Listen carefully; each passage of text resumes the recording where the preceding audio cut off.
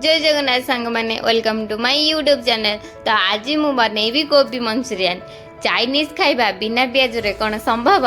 तो चलतु video start करवा। तो देसी चाइनीज स्टाइल ले कोबी मंचूरियन बनैया प्रथम आम कोबी को यहीपरि भाव में गुंड गुंड कर काटी नवा। तापर किछि मैदा आ किछि कॉर्नफ्लोर गोटे बड़ चामच रे मु नै जाइछि। तो मैदा बिना चाइनीज असंभव, तेणु चाइनीज खाद्य सबुथिरे मैदा ही व्यवहार करा जाए। तो से तापर आम किछि आवश्यक अनुसार लुण, हलदी, लंका गुंड आ किछि कटा अदा सबको भल भाव में मिसई घांटा घांटी कर चकट नवा। जेमिति कोबीटा गोटे बॉल शेप रो नहीं परिबो। तापर आम कोबीर बॉल गुड़ी को गरम गरम तेल रे छाणी नवा।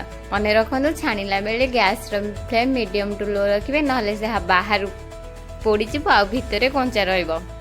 एठी हमर गोल्डन ब्राउन है कि कोबीर बॉल गुड़ा को बहुत भल भाव में फ्राए हो जाइए। ताको आम गोटे जगह को काढ़ी नवा।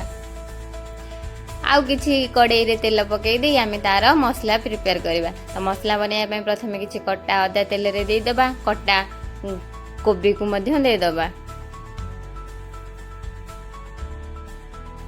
कोबी को किछि समय भाजी नवा। सेठी तापरे किछि कैप्सिकम आपण चाहिले गाजर भी ऐड कर परिबे। मोइठी किछि कैप्सिकम आ किछि कटा टमाटो को नै भाजी नै छी।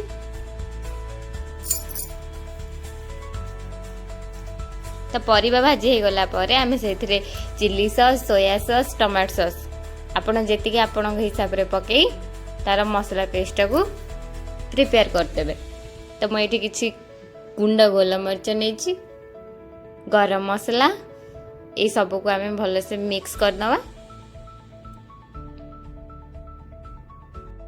तापर आम गोटे चामच कॉर्नफ्लोर को पानी रे मिक्स करी एपरी भाव में ऐड कर दवा।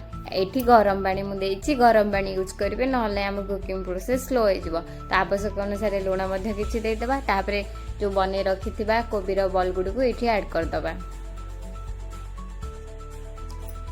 तो मसला सहित कोबीर बॉल गुड़े को किसी समय फुटवा छाड़ीदेवा, जमी तार फ्लेवरटा कोबीर बॉल भितर पूरा आसीजिवो। एइठी हमर प्रस्तुत है गरम गरम कोबी मंचूरियन।